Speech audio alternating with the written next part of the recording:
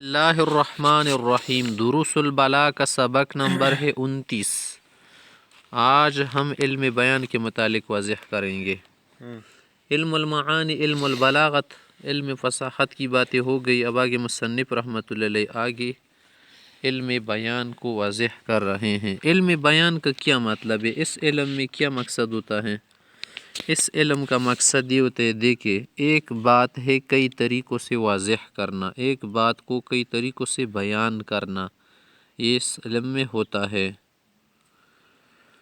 علم البیان هو علم يبحث فيه عن التشبیہ والمجاز والکنایۃ۔ اس علم میں تین باتوں سے بحث ہوتی ہیں: تشبیہ، مجاز، کنایہ۔ تشبیہ کا کیا مطلب ہے؟ مثلا ایک شے کو ہم کیا کرتے دوسرے سے تشبیہ دیتے ہیں نا۔ مجاز کا کیا معنی ہے؟ حقیقی معنی چھوڑ کر کوئی اور معنی لینا۔ کنایہ کا کیا معنی ہے؟ ایک ایسا معنی کہنا جس سے آپ دو تین معنی لے سکے۔ اس علم کے اندر کچھ قاعدے ہیں جس کے ذریعے ہم ایک بات کو کئی طریقوں سے وضاحت کر سکتے ہیں۔ مثلا اگر آپ کہہ دیں کہ زید کیا ہے؟ سخی آدمی ہے، تو یہ بات آپ کو جلدی سمجھ میں آتی ہے۔ اگر کیا کہہ دیں کہ زید کے مہمان زیادہ ہیں، تو اس سے یہ سخاوت والی بات سمجھ میں نہیں آتی، ذرا غور کے بات سمجھ میں آتی کہ مہمان جس کی زیادہ سخی ہوگا نا، بخیلوں کے پاس مہمان نہیں جاتے۔ اور ایک یہ ہے کہ آپ کہہ دیں کہ مثلا زید کیا ہے؟ اس کے ہاں بہت کھانا پکتا ہے۔ زید صاحب جو ہے بہت کھانے پکاتے ہیں، ہر وقت اس کی دیگیں لگی رہتی ہیں، اس کے ہاں آگ بہت جلتی ہیں۔ تو کیا مطلب یہ آگ جلتی؟ شاید اس کی سردی ہو رہی ہے، جیسے آج کل سردی کا موسم ہے، تو یہ والا معنی مراد نہیں ہے نا، بلکہ بہت سے دوسرے معنی مراد ہے۔ اسی طرح اگر آپ کہہ دیں کہ زید کے پاس سے روزانہ گھر سے جو ہے دو تین ہتھ گاڑی راکھ نکلتی ہیں، تو مانو اس کی انگیٹھی سے بہت راکھ نکلتی ہے۔ کیا مانا؟ مہمان وہاں آئیں گے نا، کھانا پکے گا، اس کی وجہ سے لکڑیاں زیادہ جلے گی نا۔ وہ گیس جو ہے سلنڈر جو ہے دو تین مرتبہ ہفتے میں بھراتا ہے، تو مانا یہ ہے کہ کھانا اس کے پاس زیادہ پکتا ہے نا۔ جن کے پاس کھانا کم پکتا ہو یا کسی کے لیے کچھ جلاتا والاتا نہیں، تو اس کے ہاں گیس سلنڈر زیادہ ہوتا ہے۔ تو اس کو کہہ دیا گیا علم بیان، کہ ایک بات کو کئی طریقوں سے، کئی اسالیب سے بیان کرنا۔ ایک اسلوب سے جلد سمجھ میں، دوسرے پر ذرا غور کرنا، پھر ایک اس اور طریقہ بھی ہو سکتا ہے جس سے اور زیادہ غور کرنے کی ضرورت ہو۔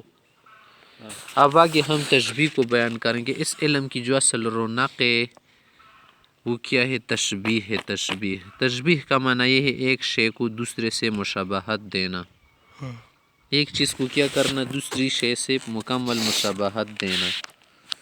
وہ اس طور پر مثلا آپ نے کہا کہ زید الو ہے، کیا معنی ہے؟ زید الو ہے معنی پاگل ہے۔ زید گدھا ہے، زید کیا ہے؟ گدھا ہے۔ آپ نے کہا معنی احمق ہے، تشبیہ دیا آپ نے حماقت میں۔ اردو پشتو میں ہم ایسا کر سکتے، فارسی عربی میں۔ تو یہاں پر بھی آپ کے سامنے کچھ طریقے واضح کر رہے مصنف صاحب۔ التشبیہ کا معنی ہے الحاق امر بامر فی وصف بادات لغرض۔ تشبیہ کا معنی یہ ہے کہ ایک شے کو دوسری شے کے ساتھ کسی وصف میں، کسی صفت میں خاص حروف کے ذریعے تشبیہ دینا کسی مقصد کے لیے۔ مثلا آپ نے کہا کہ زید چاند کی طرح ہے، تو زید کو کبھی ہم نے نہیں دیکھا کہ وہ چاند کی طرح ہو۔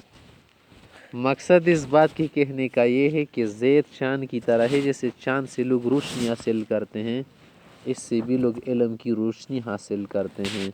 تو یہاں پر زید کیا ہے؟ مشبہ ہے، چاند مشبہ بھی ہیں، جو کیا ہے؟ نورانیت ہے، روشنی ہے، چمک ہے، یہ وصف ہے، ایک صفت ہے، دونوں میں موجود ہے۔ مقصد کیا ہے؟ غرض اس کی اہمیت کی طرف توجہ دینا ہے کہ دیکھیں زید چاند کی طرح ہے، کام آدمی نہیں۔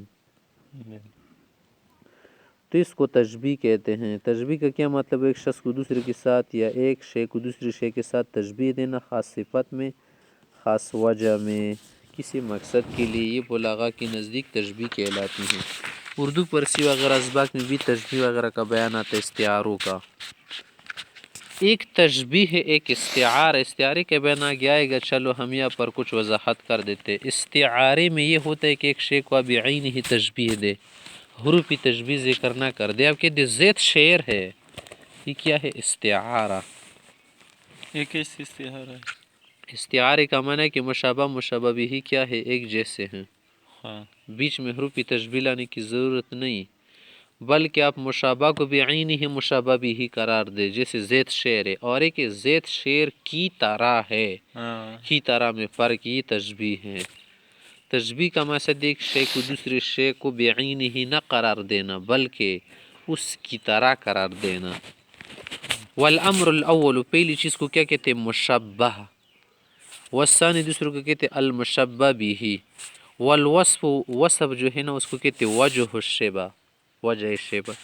والادات، اس کے لیے جو حرف استعمال ہوتے، کاف آتا ہے، او نحوی ہے یا کچھ اور کا، انا یا کچھ الفاظ فعل وغیرہ ہوتے، جیسے آپ کی العلم کا نور ہے، علم نور کی طرح ہے۔ کس چیز میں؟ فعل ہدایت، راستہ دکھانے میں۔ علم بھی آدمی کو راستہ دکھاتا ہے، رات کو آپ ٹارچ لگاتے، بجلی وغیرہ لائٹ، یہ بھی آپ کو راستہ دکھاتا ہے۔ تو علم نور کی طرح ہوا نا، کس میں؟ راستہ دکھانے میں۔ فالعلم مشبہ، علم یہاں پر مشبہ ہے، والنور مشبہ بھی، نور کیا ہے؟ مشبہ بھی ہے، والہدایت وجہ الشبہ، اور ہدایت وجہ شبہ ہے۔